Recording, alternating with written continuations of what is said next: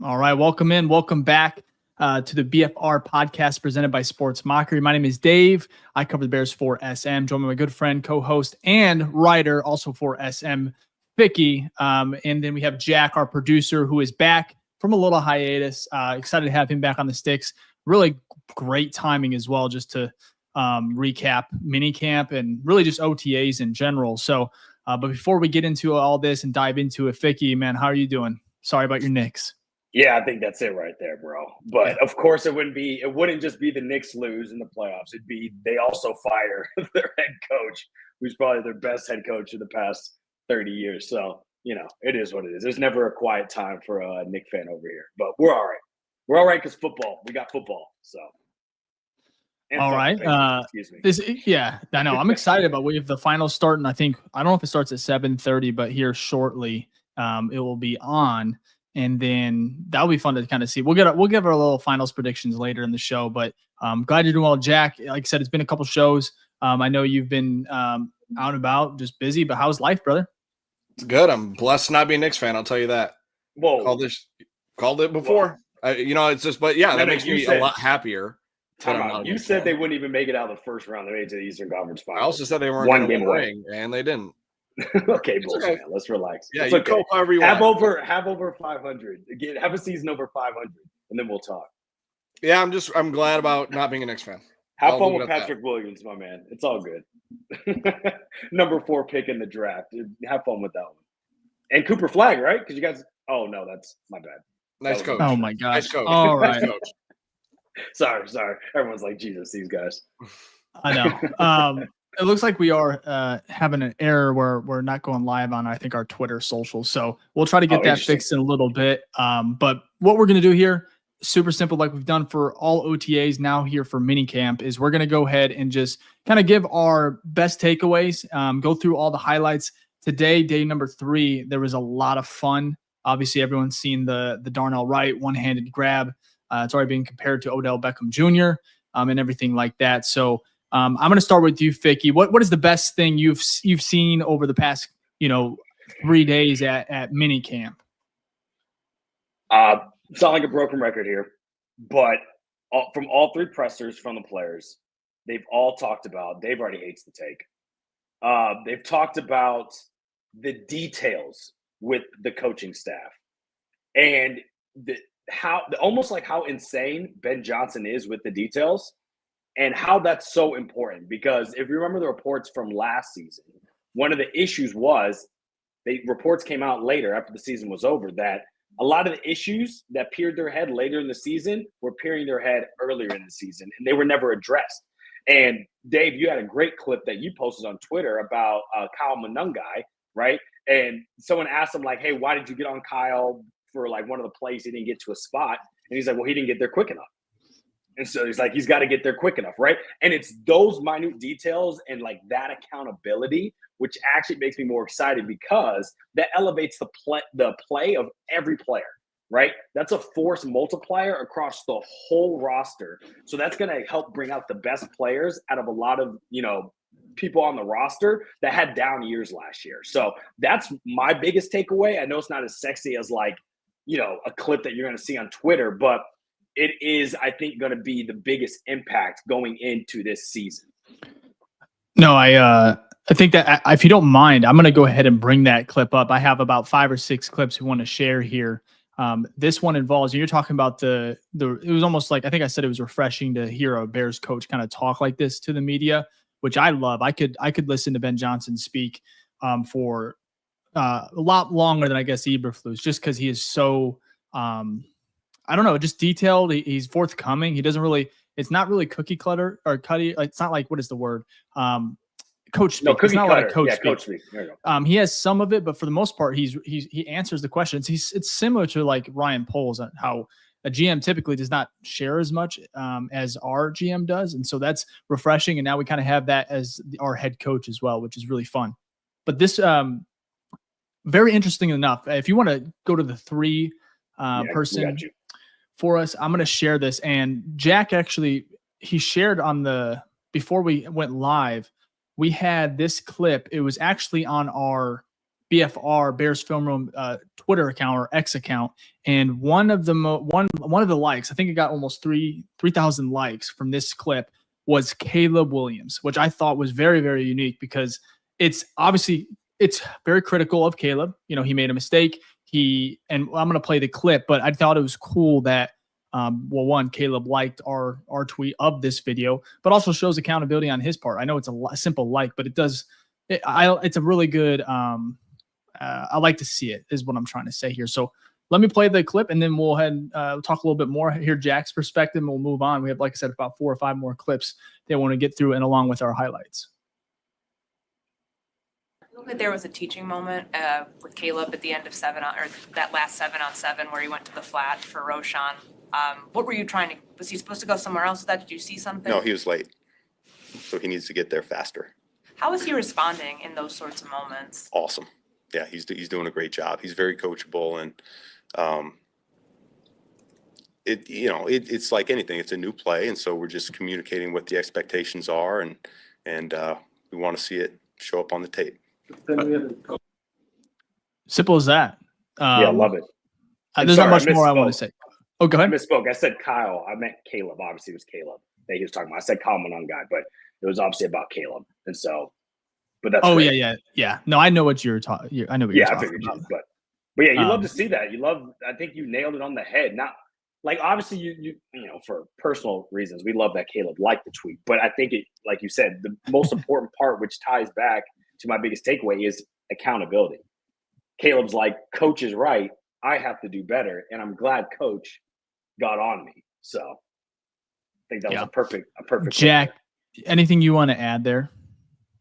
No, I agree with Fick. I think that, like, if we think back to like Eberflus was very like baseline, go with the script kind of thing. And it almost felt like a PR kind of stunt with anything he said. Like, it was always like, oh yeah, we're just trying to get better, blah, blah, blah. And I appreciate for sure that Ben is fully transparent. I think it's important, especially in a big media market like Chicago.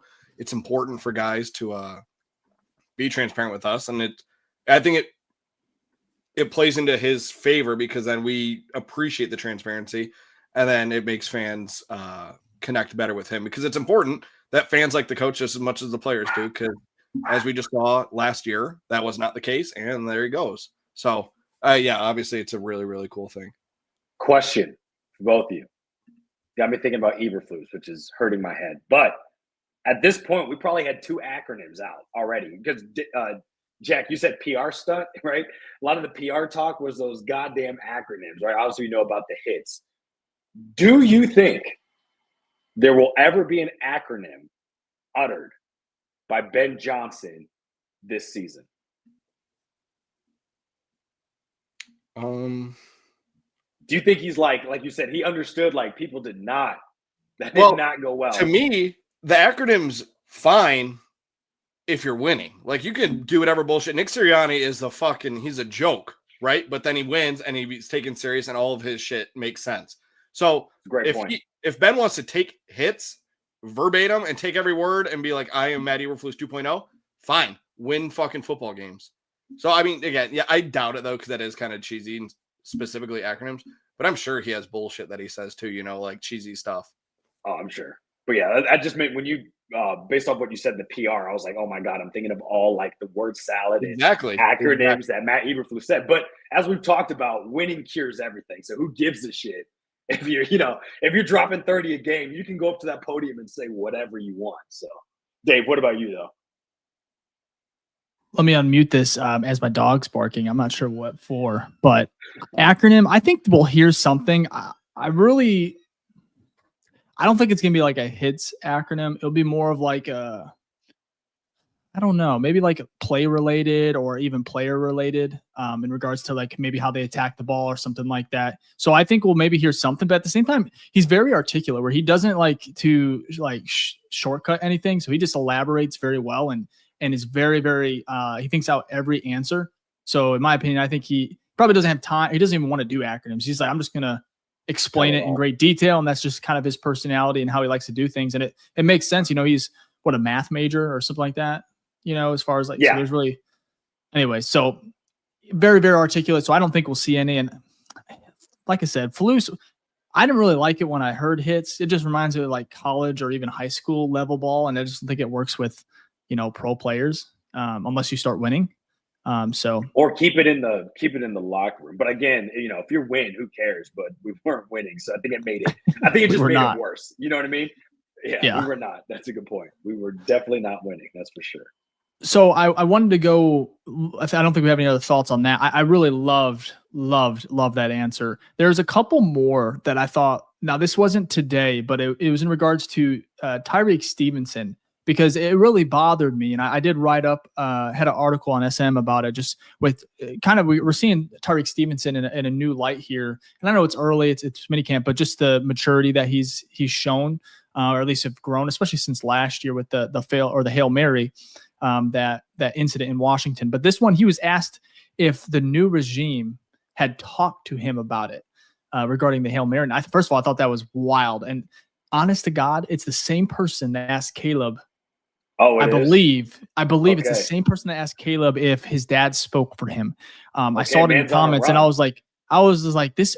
And the voice sounded. And I don't want anybody to like go at people or anything. I just was like, wow, he is kind of on a heater as far as like these wild questions. So I don't like this one either, but I'll play it. And I want your guys' 2 cents as, do you think this is out of the ballpark as far as what he should ask? And then also thoughts on Tyreek Stevenson. And then also he's had a decent camp too. Mary play last year. Has Al Harris or any of the new coaches been like, so what happened there? There's really no conversation need to be had. I owned it. It was a mistake. I just happened to play a sport where my mistake is just national televised, and I feel like talking to me and going through the meetings, they can see that I already owned up to it. And, I owe the guys from last year nothing but effort and myself, and they see that I'm putting it in. So there's really no conversation need to be had. Do you remember Mary play last year? So I'll leave that there. I like I said, I loved his answer. I thought it was a weird question, though. Kind of different vibes. The vibes were a little off after that. So overall, I thought he answered it very well. Ficky, I'm going to start with you. What do you think of the question, and what do you think of the answer from Stevenson? Well, I think why the question shouldn't have been asked, because his answer tells you why it shouldn't be asked. That happened so long ago. He already addressed it at that time. What else could a coach come in and do? It'd be different if it happened under that coach, happened recently, but it's like, well, you're just going to beat the dead horse. You know what I mean? So obviously not as bad as the question last week about the dad, but I think he's trying to pry some juicy, toxic answer out of some of these players, and it's just not happening because the situations aren't as, I would say, prevalent or as deep as what the question's trying to get out of it. So, again, if you were asking me, hey, what do you think of Tyreek's situation? I'm like, dude, that happened 6 months ago. Yeah. What else can he do? He owned up to it, and you move on. So, well said, Jack. Anything you want to add there? Yeah, same thing. Kind of fuck off. I just don't know what answer you possibly want. Where we even if he was we talked about it. What could you possibly say? Hey, don't do that again. That'd be even weird. He's a grown ass man. He knows. We're good. Drop it. And he already apologized. That's my thing. It's if he hadn't come out and talked about it, then it's okay, are you gonna, they come to him, hey, you probably need to come out and address this, you should take ownership. But he did it 6 months ago. So is he supposed to do it again? I don't know. I just feel that you shouldn't be focused on something that long. It was a big deal, but come on, bro. We're in June. I agree. Anyways, it is a little odd as far as just the questions he's asked, but like I said, I thought Stevenson handled it very well. Now the next portion I want to kind of bring up was, again, I know we're not talking about today. We're going to get to that here in the next probably 10 minutes or so, but this one was from yesterday, and it was Jaquan Brisker, who we had not heard from in a very, very long time since, what was it, week 3 before they went to London, that trip out there. Which during his press conference, he said that he was very, very close to going. He wanted to push himself. And then at the end of the day, the symptoms were just kind of overwhelming. And then he went and got tested, and he's going to explain kind of what he went through and the battle that he had. So hats off to Brisker talking to the media. Really good to see him out there having a great camp. It looks like he's looked like Brisker. And he even said that himself, he talks about retirement and everything. So I want to share this, and then we'll kind of give our reactions, and then we're going to get to some highlights from today, and I believe yesterday as well. Retrain your nervous system. What does that mean, and what did that look like? Well, so I went to a doctor in Pittsburgh, and he basically just explained the type of concussion I had and told me how to retrain it. So really just doing exercises, and that's really what I had to do. And then I did farther more later on when I got to California. What kind of concussion did you have? Vascular. That's what he told me. So. Was this at the University of Pittsburgh? Was that the UPMC. UPMC? Yep. What are the exercises you do? Just like side to side movements, a lot of, tennis ball catching and things like that. Just trying to track my abs, get my abs moving around, get my body moving around, fast and things like that. Just reacting. Do you still do that now? I mean, I'm fine, but I just go through my regular routine. There's a lot of talk about you in terms of your long-term health, just because you've had multiple concussions, people wondering how durable you are and how long you could withstand this. Does that go through your head too? Are you worried about yourself? No, I'm not. I'm good. I'm past that point.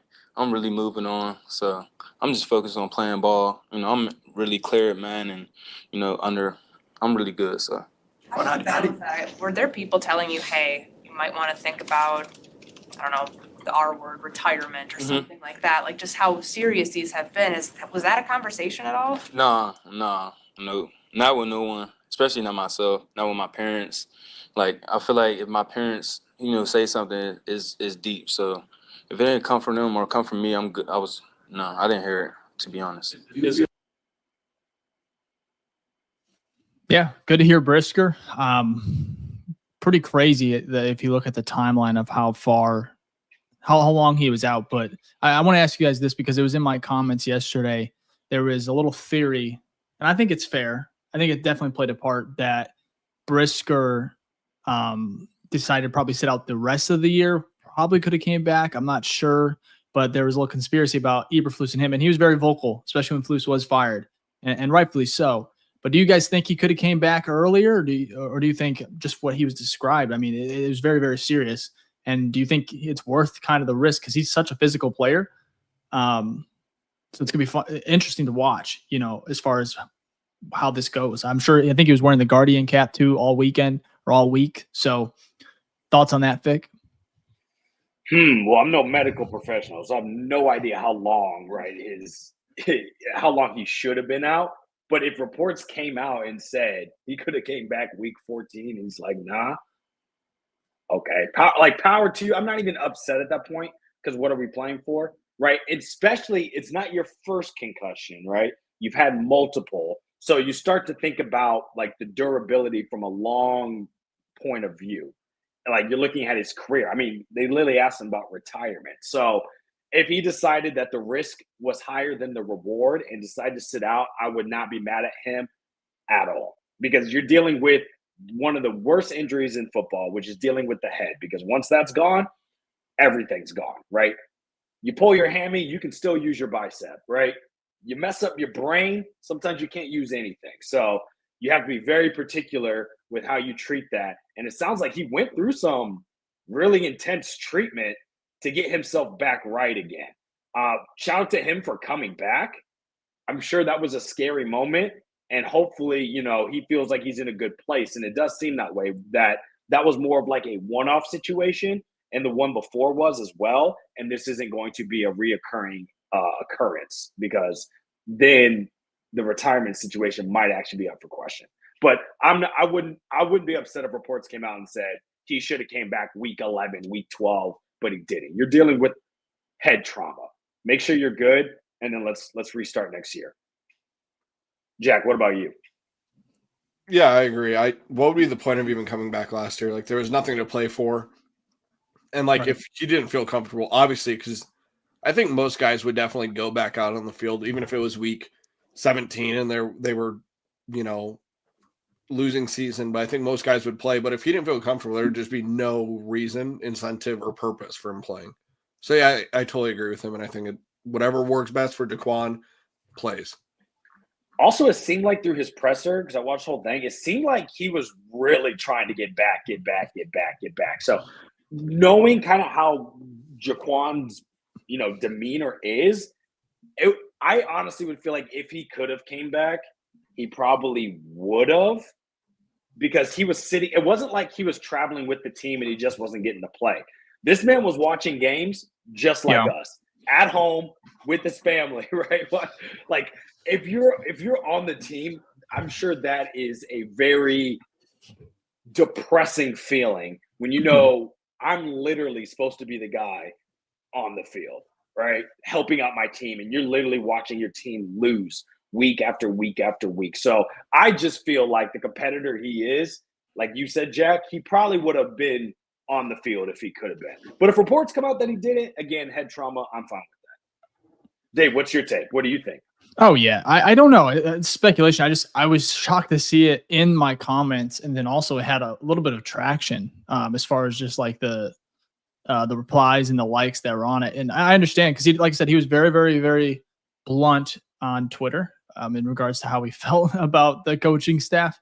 So it doesn't matter, but I love to see him there, and I think that's the other thing I noticed is he did push back on almost anything related as far as like retirement or, hesitancy to get back on the field. They asked him about his play style. Is that going to change? He said no. So I mean, from a fan and like, we cover the teams, like Brisker's a really good player. He's going to help the team if he's healthy. But as far as like the person, you're like, how serious is this? Is it worth the risk? You never know. And I think he has so many good doctors and family members out there, so I don't think it's quite there yet as far as a worrisome, but I mean, he's had quite a bit of concussions already, both in, I think he had one in college or maybe two. And then obviously the pros, he's had at least two. So and this last one being the most severe, but it was a freak accident. And I remember last year when that happened, I had tweeted, I said that Brisker had knocked somebody out, because he did. The guy's lights, but then he knocked himself out, and I didn't realize that.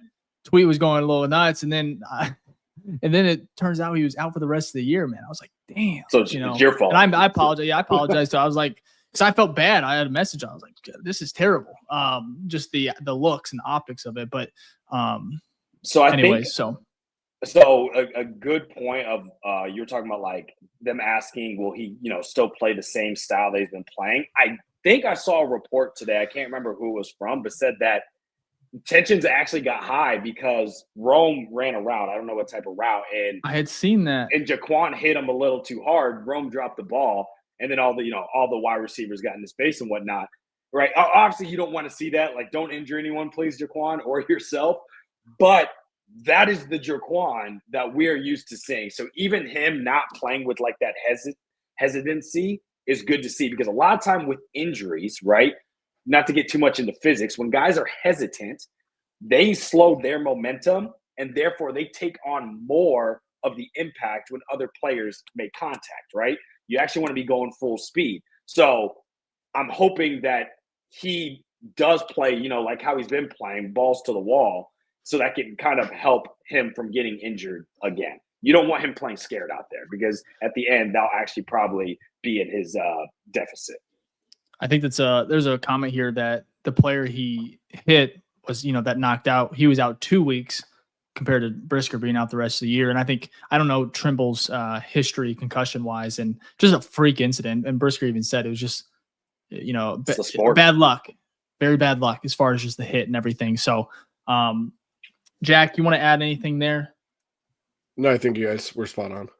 I love your bio, by the way. I was just looking at it. I don't know how I was just like clicked it, make sure our live streams are going on there. And I think it says, what is it? Do you remember, Jack? Or like, otherwise I can read it real quick.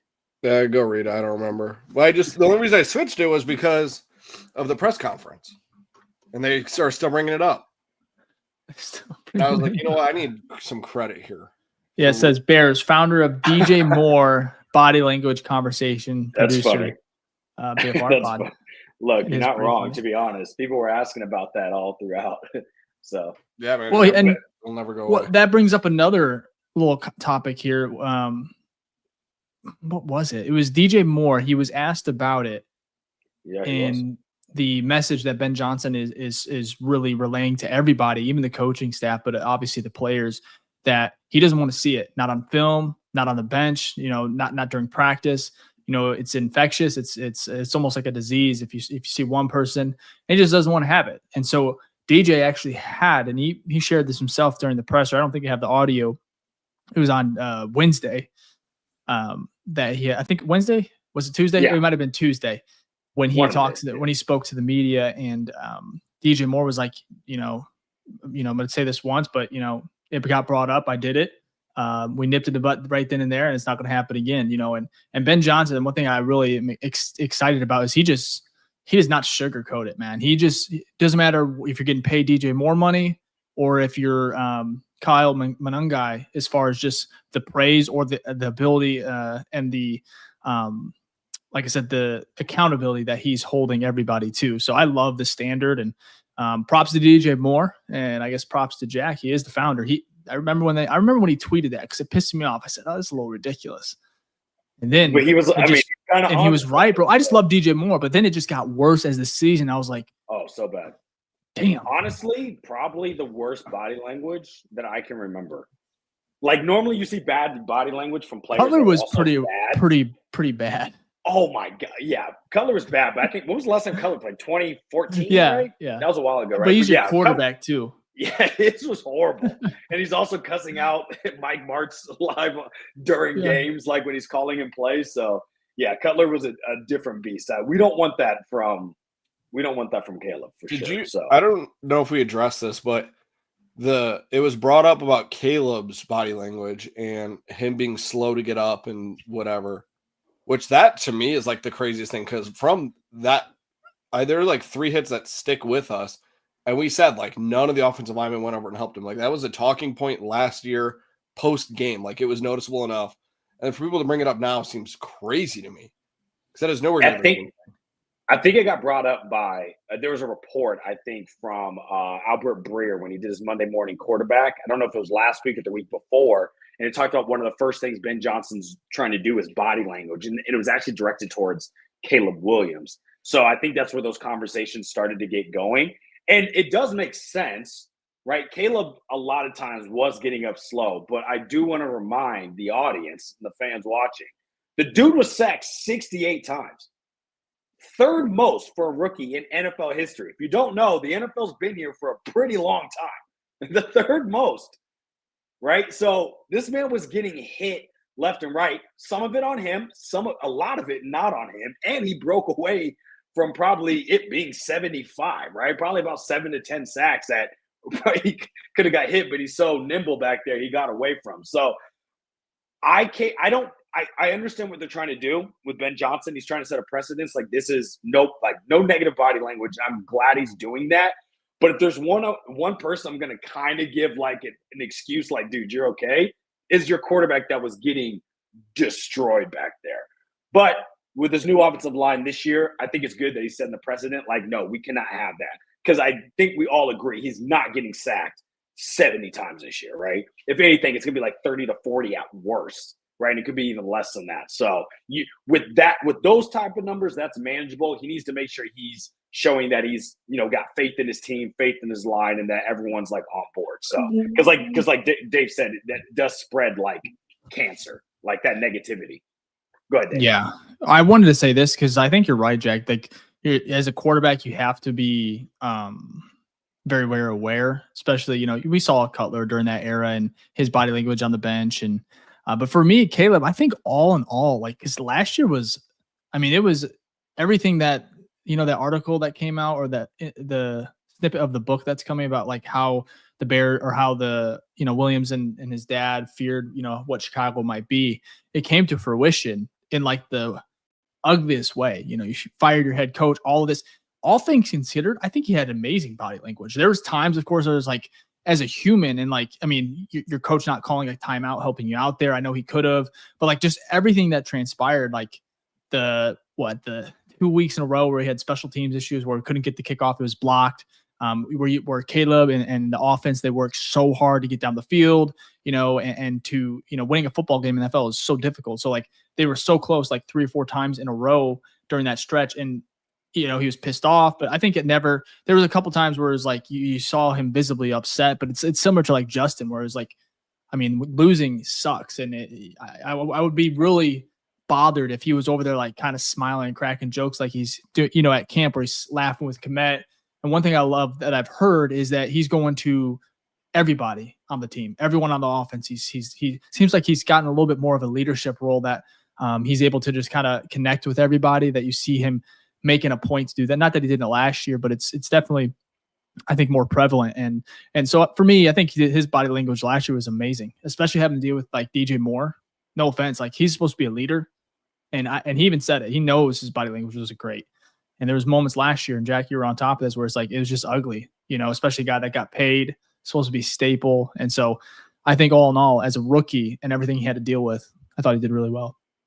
Yeah, you don't want him pulling a Shane Waldron. We all know that famous clip where he's like over to the side smiling, right? And you're down. Like I will say, throughout the season, even near the end, Caleb was still very fiery and excited, like making big throws. And he would be like, "Yes, let's go get this," even though they were on their 8th losing streak, right? 8-game losing streak.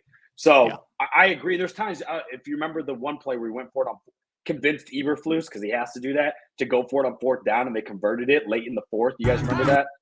I can't remember what game that was, but like that type of energy, like he had that even late in the season after going through such turmoil. That's exciting to see, right? So I think I agree with both of you. He had much more positive body language. I think though Ben Johnson's saying we want zero negative body language, and so that kind of affects if you had 1 or 2 instances. So yeah, but everyone put it well put. No, I agree. What I wanted to kind of bring up next was a quote here from Ben Johnson.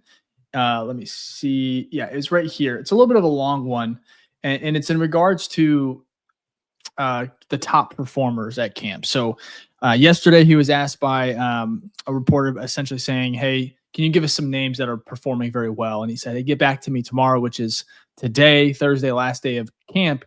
And he went ahead and, he laughed, and he gave us really, like I said, a very, very good answer. He did not, like I said, no coach speak. It was direct. He named 4 players, 2 on offense, 2 on defense. A couple surprises here. So I kind of want to go through just our takeaways from this, and then other players that we are excited to see and liked what we saw as far as the last, not just this week, but all of OTAs. But the players he named were defensive end Dominic Robinson, linebacker Ruben Hippolyte, which apparently he's playing. I really like him. I think he could be really, really sneaky this year as far as a contributor. Tight end Joel Wilson. Hey, Ficky, what are you doing? Sorry, I was plugging something in. My bad. BFR, plug the shirt. Or Apple, Spotify listeners. Ficky's over here just showing us. Shot, yeah. My bad. And then tight end Joel Wilson, which is interesting. He's been around the league, so I don't know what he's going to contribute, if anything. Colston Loveland's not out there, and then of course this is a big one. Running back Kyle Manungai as well, who I thought had a slow start to not just OTAs but rookie minicamp, and now he's just really coming into his own as far as just understanding everything. But enough of me. Here's Ben Johnson and explains why he chose those 4 players. That you maybe didn't expect. Yes. Thank you for giving me a moment there. I didn't want to throw around names for no reason. Yeah, so I'd say defensively, the two guys I would tell you are Dom Robinson. He even without the pads on, he's done a great job of consistently speed rush up the field or countering back to the inside. He's done a really nice job there. And then, of course, he's got some special teams value that he takes a lot of pride in as well. And then I thought the player we probably saw the most improvement from when he stepped in to now was Ruben Hippolyte. I thought he's done a nice job learning. He's swimming a little bit, but he's taken it seriously. And Coach Richard Smith's done a fantastic job with him over the course of the last few weeks. On offense, I'd probably single out Joel Wilson. You saw him today with a big catch. He's kind of had 1 or 2 of those almost every OTA. And then in the running back room, Kyle Manungai has really stepped up I appreciate the attention to detail and the pride he takes and how quickly he's picking things up as well. So that's 4 good names for you right there. Well, yeah, first of all, I'll ask you both this. And before we do, hit that like button if you're here on YouTube. We got quite a bit of people. It looks like our Twitter, our socials is working as well. So sorry about that. But my takeaways here was Dom Rob. I said I was super excited about Kyle Monangai, because I liked hearing that. I thought he's performed really well. And some people are like, hey, what about Dom Rob? We mentioned him too. For me, we saw this kind of similar last year, his hype without pads, where he I want to see it in not even just training camp, but even just in the preseason where he can actually produce a little bit. But it's exciting nonetheless. Kyle Monangai was probably the one that I was, that was my best, or that was the takeaway that I liked hearing from Ben Johnson. I think he looks faster. It looks like he's playing faster out there. I know there's no pads. I get that. But just from, the running back that we took, 7th round, it'll be really cool to see this type of story where he's able to produce and actually contribute in that running back room. And I think Roschon Johnson, not that he's in real trouble, but that is going to be a competition to really watch next month, because July, next month is training camp, end of July at least. So I really, really love seeing Monangai and especially Ben Johnson, how he kind of talked about every single one of those. I would say the least one is the tight end. He's made some nice catches, but I don't know how he's going to contribute. You got Komet there, Colston Loveland, so maybe tight end 3. We'll see. I mean, Ben Johnson loves his tight end sets, so he does. Who knows? I mean, if there's one guy who could get Joel Wilson on the field somehow, it's this guy right here. So, but I get you. It's not. I don't know. Wilson's going to have to compete with Wright too, man. That is true. Darnell Wright. Yeah, that is true. With Ben Johnson, you have no idea. So I am excited about that. But I agree, Dave. Like, out of the 4 names, Joel Wilson's obviously not the most exciting. Especially when 2 out of 3 of those are rookies, and then the other one was a rookie last year. So I will say, I think Hippolyte, the plays that stuck out, it seemed like Ben Johnson was framing that more towards special teams, which is totally fine. That's great, right? I think he's going to be more of a project, and if he can contribute on special teams, that is fantastic. And then with Dom Rom, I have to agree with you, Dave. We saw the flashes last year, and it doesn't mean the flashes didn't mean anything, but when he put the pads on and got on the field, we did not see the results. Now, we know he was a project, right? We understood that, but I think we need to kind of see more like actual live reps from him before I start to get like super excited about Dom Rob. So I also would agree with you that I think Kyle Monangai is probably the most exciting. With the NFL today, you can find some good backs in the 7th round. The history is starting to show that. So maybe we found someone here and, he can play out. And that'll be great for this running back room because as we've talked about, the competition, iron sharpens iron. We need people to feel like nothing is safe. So they're really out here working their asses off. So it is good that, he had some names on there and it wasn't your stereotypical names that you'd pull, right? It wasn't big time names. It's good to see some of these other guys because that should raise your floor of your team. Well, that was my next question that I wanted to ask you. Before I do that, Jack, your thoughts on these 4 names? Any surprises? Do you like Monangai? I can't remember your thoughts on the pick. I didn't hate it. Late rounds, it's hard to have too strong of an opinion because it's like you're kind of taking flyers. What's interesting about Monangai is the roadmap that we're looking at. So, like you brought up Roschon, it doesn't seem like Roschon's gonna ever hit that starter role, at least for Chicago. Mm-hmm. Like it just like history shows that it's not going to be a thing. And then if you look again, who knows? But next year, like you get a lot of mock drafts, or you like start thinking about next year, then the draft, and you like hear Bears with Jeremiah Love, the Notre Dame running back, and so you don't know the future of running back. Obviously, it'd be really ideal if we can get a late round guy and Kyle Monangai to be our next Saquon. Like that'd be the greatest case possible. But at the same time, like it's hard to know what Ben means. Like for everyone that's ever played sports, your coaches will always single out the people that are working the hardest and trying the hardest, but it doesn't always mean that they're the best players on the team.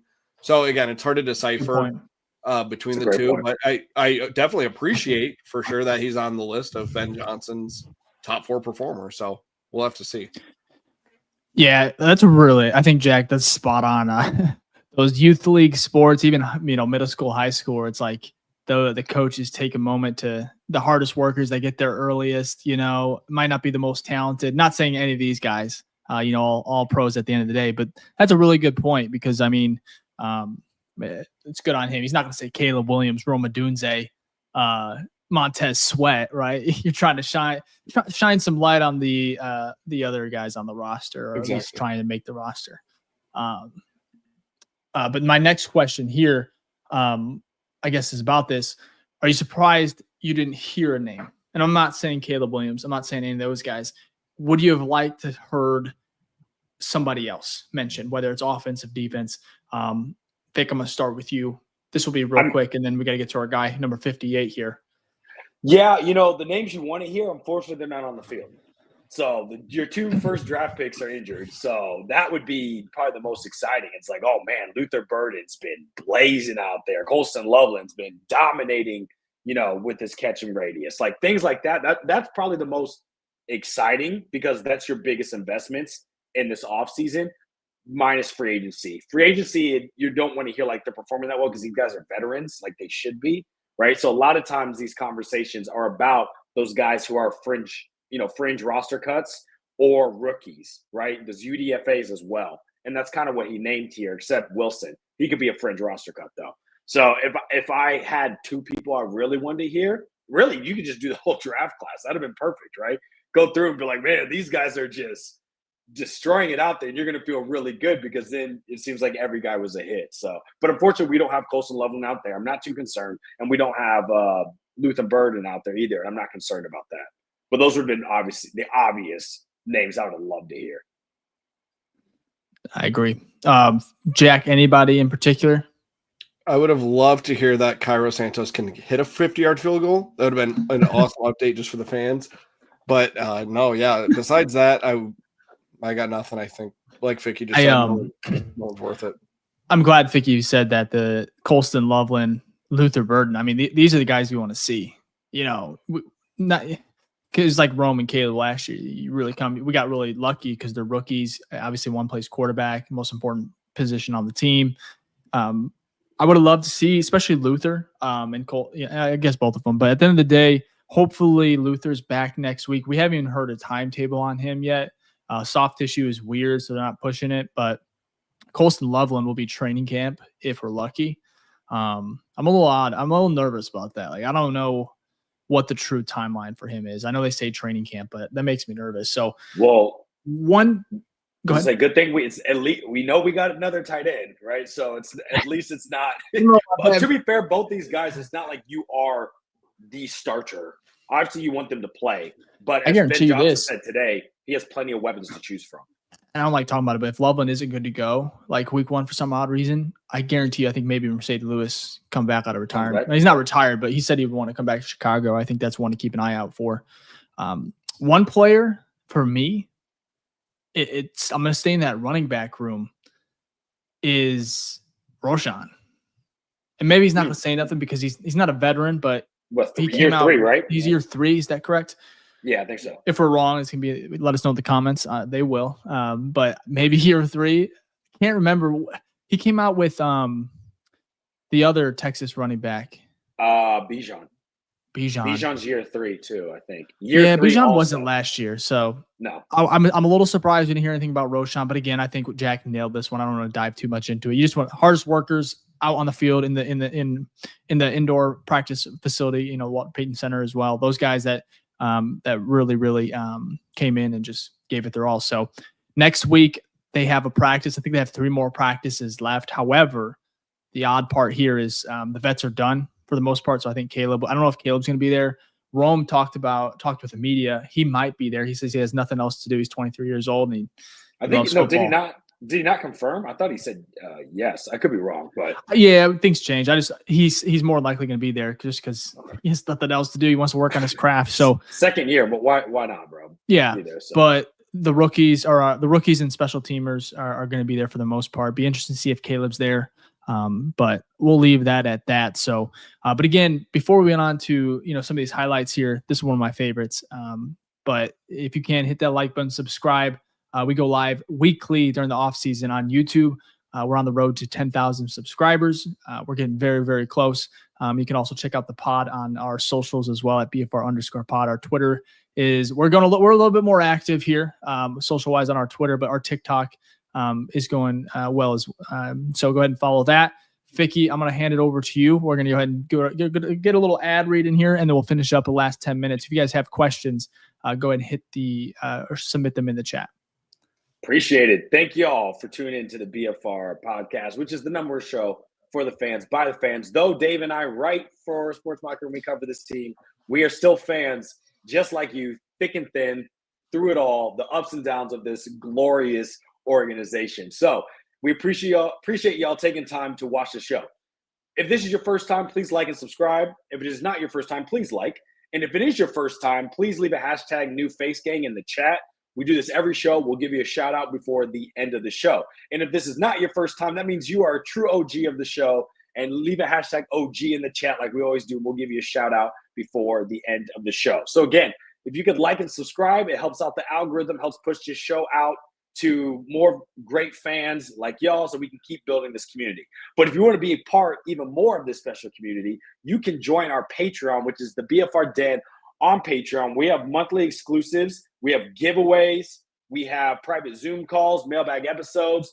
We just had our Zoom call this past weekend, and we just did our monthly giveaway as well. We gave away our free new BFR with the bear logo hat, which is awesome to see. So excited for the winner there. And then also if you join, you get a shout out. So first off, shout out to our rookie Grizzlies, Alex, Chris, Jason, and Caleb. Love the first name. Shout out to all of y'all. We really do appreciate you. If you want to join this tier, it's only $3 a month. You get access to everything with our private Discord, our monthly giveaways, our mailbag episodes, and much, much more. But if you want even more, you can join our Hall of Fame Grizzly tier, which is $10 a month. And I think we already saw some of you in the chat. Like I saw definitely Michael's in there, and so is Tito, and so is Gage. But shout out to Michael, Hines, Gage, Phil the fourth, who was on our show last week, Michael Berry. We got Thomas Whitty and Tito as well. Shout out to y'all. We really do appreciate it. And again, with this tier, only $10 a month, you get a private Zoom call with us every month. And of course, you get all the other monthly exclusives that we have every month, which is awesome.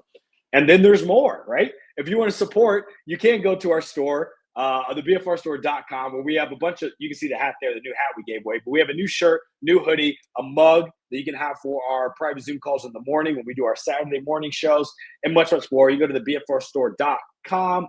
We really do appreciate all the support. Again, the support from the store and the support from the Patreon literally just go right back into the show so that Dave, Jack, and I can keep producing fire content for y'all, because we want to make sure that we keep bringing value to y'all. Because again, y'all are the fans, we're the fans as well, and this is the number one show for the fans, by the fans. I want to make that clear. Even though we cover the team, this is the number one show for the fans, by the fans, and we want to make sure that you guys are put first. So shout out to y'all. We love y'all. We appreciate the support all the way. Make sure to like and subscribe, follow on all socials, do all the good stuff, and back to the show. I love it. Again, can't say it enough. You guys, support's been unreal, and we appreciate it. So I wanted to go ahead and go over this this little clip here from Darnell Wright, which I think everyone's seen it here so far. Let me mute it. But I want to kind of go over the reactions. You'll see a couple here coming on the screen, but a crazy one-handed grab. First of all, I'll pause it here in the air. Just kind of nuts. This guy's 6'6", 350. Y'all lost for words. This is crazy. Red zone package is going to be nuts. I'm excited about it. I know that he said this is the one time they do it throughout the year where they're going to go ahead and Fick, are you still there? Yeah, I'm here. Can you hear me? Okay. I'm like, can you all hear me? I'm like, I need some like juice in this chat right now. Just listen. I appreciate it. You're attentive. Anyways, this is the one year where they're going to try and those trick plays, see who's reliable, who's going to be able to be on the board. So he said he feels like he found some, good people on the line and just throughout the rest of the team that might be able to obviously make some plays here. Also, there was a comment here when I posted this video. Do y'all remember Darnell Wright, who did the wide receiver conditioning before his rookie year? Yeah, and he passed it. So oddly fun enough, he's been training for this since the very beginning. But it's these reactions right here. First of all, you got Ben Johnson. He said, "Did you see it?" I think you asked him in the press, "Do you see Darnell Wright?" He said, "Oh yeah, I saw it." But you see him right here, and you got Ryan Poles as well. And I think that is the offensive coordinator, oh my God, his name is Declan Doyle. Doyle. Yeah. Just look at the reactions, man. I love the fun they have because it's been a very serious last couple of weeks just with OTAs, this week with minicamp, and to end it on such a fun note this year or this way, you love to see it. So, and I think Ben Johnson talked about it in his presser. He said this is the one time where they do the evaluation basically of like what guys they can use in trick plays. So I'm glad that we actually got some clips of it. So I'm excited to see, because if you guys remember, Penny Sewell in Detroit, when Ben Johnson was there, he used him quite a bit, might be a lot, but he used him enough where you're like, you have to watch out for Penny Sewell, whether he's running the ball or he's passing it. And actually, I think he did the one play on us where he took that sack. You remember? I think he had that end around or that handoff, and he ended up trying to throw it, but he ended up getting tackled in the backfield, which is funny because he's given up more sacks. I mean, he's taken a sack more than he's given up, which is wild. But anyways, to say all that is that I think there's definitely some trick plays that are going to be designated some of these clips that we're seeing here, where we're going to look back a couple months from now or 4 or 5 months from now and be like, oh, yep, we knew that because reports came out that Darnell Wright could catch the damn ball. So I'm excited to see how that plays out. I am too. I want to bring up this play here. I'm not sure if you guys can see it. I can't tell if it's a catch or not. Let me see if I can find it. The Bears just released this. Let me mute it. Oh, it's right here. Tell me if you guys think this is a catch. It's from Caleb to Rome. There's my boy Tori. Yeah, we love that. No, I think it's a catch. Ooh. Yeah, like it's hard to tell. I couldn't see the ball. First of all, there's that Jordan pose. It's on Madden now. I think we all tweeted about it, but I love that play style. Love that throwing angle. This is a catch in my opinion. The ball doesn't go if it was deflected. I think it's a catch. Whether it's a catch or not, that is a piss missile across, like, because he's running to his right, but he twerks his body. And if you watch the ball, it's a straight line. Look at that spiral. Boom. Right. It's crazy, bro. So I'm excited to see more of that. We saw a couple plays of that last year. Like if you guys remember the rollout where he threw that beautiful in the bucket to DeAndre Swift down the sideline. Right. And there's a couple he had to Keenan where he threw piss missiles across his body. So, we saw flashes last year. I'm actually excited that we can probably see more of those this year, especially when Ben Johnson kind of reteaches them how to play the quarterback position in the NFL the right way. I think you're right, Fick. Just an insane throw. Piss missile. I think that's what we're going to caption that on our BFR social. So we should go follow that. We'll get that out there, but awesome stuff from the Bears. I guess I want to end it here. Any other final thoughts just on minicamp, OTAs in general, what we want to see moving forward? It's kind of going to be a quiet next month. We'll be here, though. We have a really fun guest. Just another year, Nick will be on the show next Wednesday.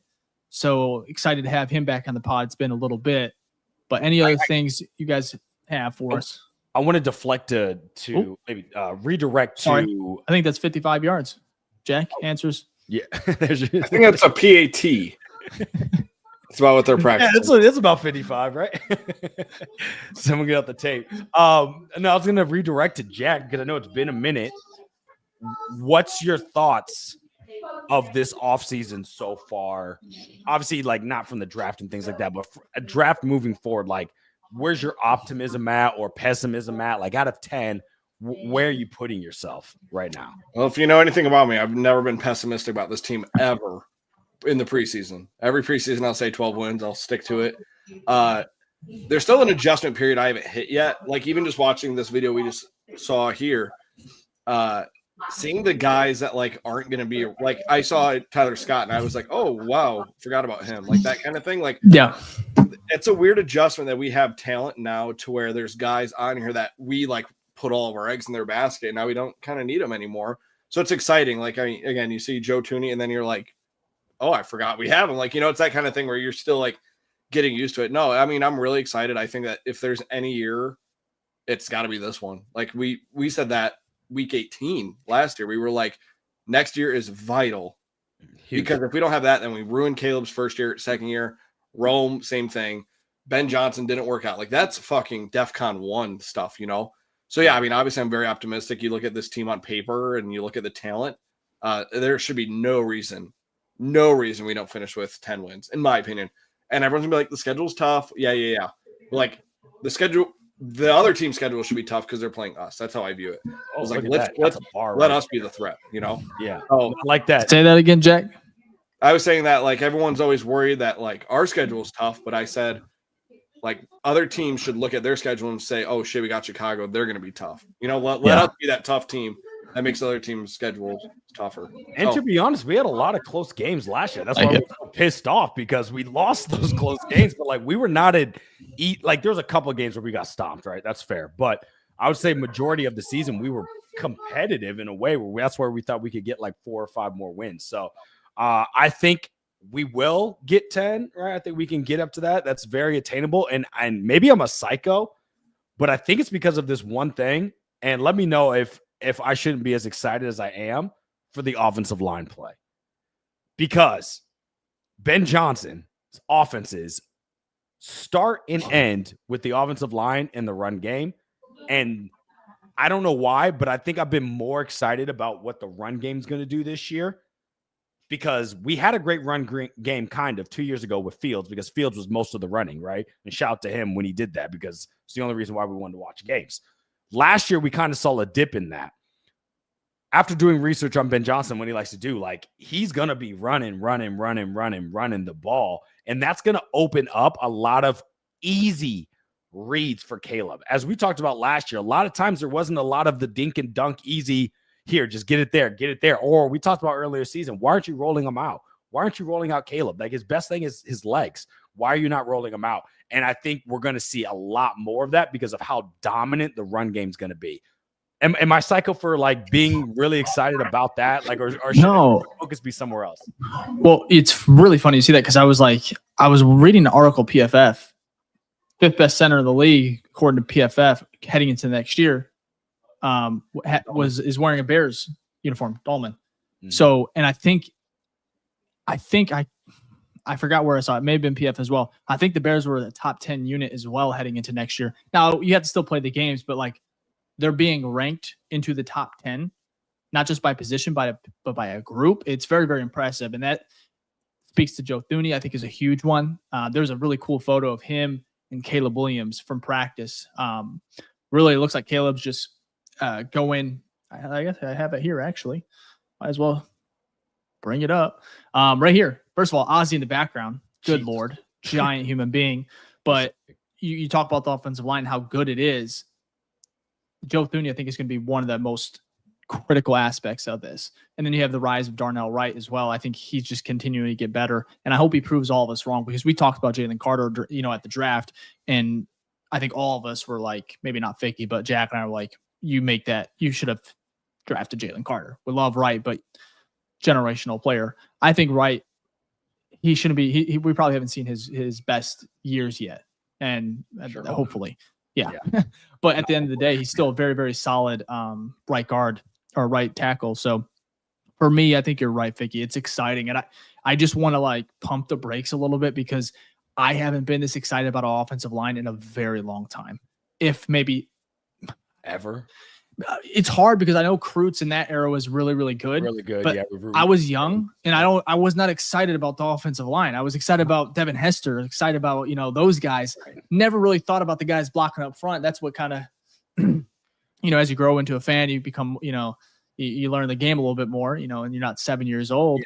You just, you realize trenches, you talk about a Ficky, that's like your trademark it's so important both sides of the ball, but especially for a developing young quarterback like Caleb, I think it's just going to be such a different a year for him as far as the being able to trust your guys up front. And they're going to be able to, handle everything. Joe Thuney's super intelligent. Dahlman's super smart as well.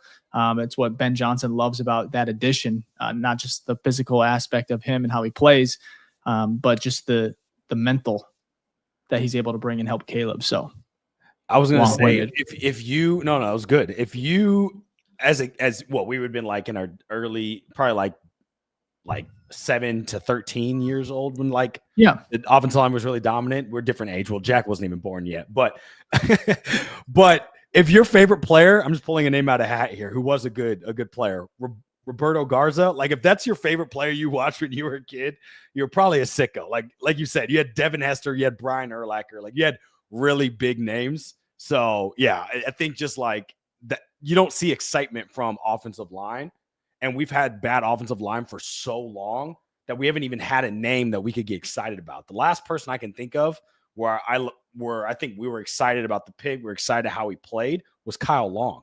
But that's so, no pun intended, so long ago, right? So this is the first time where we can pull multiple names at the hat. You can be excited about Darnell Wright. You can be excited about Drew Dahlman. You can be excited about Joe Tooney, all of them in between, even Jonah Jackson if you want. The whole unit as a whole, I think it's I've used this word too many times now, but it's really exciting.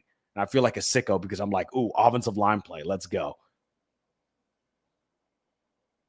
So I said, that's how you know you love football, is when you're excited about that offensive line, So anyways, boys, I think that about wraps it up. Again, if you can, hit that like button, subscribe.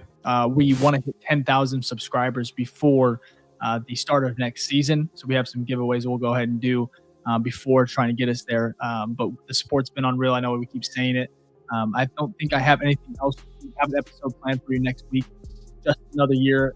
Chicago Nick will be on with us, and we have a very, very fun episode. So obviously the news cycle is going to be a little bit more down, but we have some really fun stuff, some tier lists and everything we're kind of get to kind of hold us over until next month's training camp. And I'm sure the Bears, God willing, they're always going to have something to talk about as far as news. I'm sure there's going to be something. Yeah. If it's like any of the teams we've covered, I'm sure there's something. Before we go, we got one shout out here. So Tito, who is a Hall of Fame Grizzly member with the hashtag OG. I do know there was other OGs in the chat that didn't put OG. Like I saw Gage in there. So shout out to you, Gage. You're OG as well. Appreciate that. MC Facts as well. That's a OG. I want to give you a shout out as well. And then we do have one question, Jack, if you don't mind pulling that one back up, about probably one of our favorite players to ever touch a football. Here it is from Tiger. Said, what do you think about Aaron Rodgers coming back to Soldier? You think you guys can take him down? And that looks like that's a Pittsburgh fan. So I can I go first? His thoughts. Absolutely. Fire away. You're at home. Send his ass to retirement. This could be the last game he plays against Chicago. All we've known is, Aaron Rodgers. It's been belt to ass for Chicago. The discount, double check. We own you. Jack, you said it. If this is the year where everything's got to click, like DEFCON 5 or was it 1? No, 5 is the worst, right? I don't know. No, 1. Anyways, I looked it up like come on. Thank you. Yeah, it's opposite. DEFCON 1. If we can't beat Aaron Rodgers in Pittsburgh or at home, it's going to be so disappointing. Now, at the end of the day, if that's one of our like 4 or 5 losses, I can live with it. But it'll be really cool because I don't think he's playing another year. What was his deal? Was it a 1-year deal? 1 year. He'll be 42. Come on, bro. The table is set for the Bears to go in at home. Caleb Williams, start of a new era with Ben Johnson, and just kick his ass, man. Like I'm talking like 20, 25 point win. Yeah, drop 40 on them. And the Steelers I don't think they're gonna be that good. They'll find a way to get 8 wins. That's for sure. Yeah, because they always got to win that game. That's a must-win game if you're Chicago. Jack, what about you?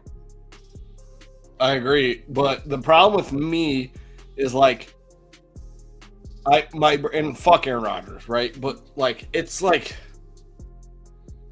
I don't know how to word it. Basically, I just like picture like you're beating up an old guy. That's exactly what I'm thinking. Right, so he keeps trying to like get up, and you're like keep beating his ass like he's in his Steelers uniform. Come on, old man, learn your lesson. Back up, bitch, and then you sit there just fucking like throwing Grady Jarrett at him and shit. You you're like pulling some old person out of a retirement home and just beating up on That's him. what I'm Dude, saying. Jack, that sounded like you've said that before, dude. You said get back up. He had that one in his holster ready to pull. Yeah, I feel like not the first I time. feel like that's your video game talk coming out. I swear, that's in his lobbies. Yeah. Get back up. Bitch. That's funny as hell. But yeah, it does kind of feel like that, but yet it also do it. As much as I'm like, yeah, you're beating up an old man, you're supposed to beat him up. Oh shit! It's the Mike Tyson thing. That's exactly what it was. It's like you're watching Mike Tyson and you're sitting there, he's getting his ass kicked, and you're like, oh come on, dude, like call this shit. Like this is hard to watch. It's not even fun. That's what I kind of wanted. I want to beat the fuck out of him, but I feel bad. Not really. Kind of. That's funny. Yeah, that is Mike. That whole thing. Best tweet, by the way. That shit's hilarious. Thank you. Oh, the Mike Tyson one. Yeah, the funniest. He had the funniest thing to. Sorry, he had the opportunity to do the funniest thing here. That shit would have been hilarious. With Jake Paul. Yeah. Check out Twitter. Yeah, that's a good way to end it here. Follow us on all socials. You see it here on the screen. And we'll see you next week. Peace.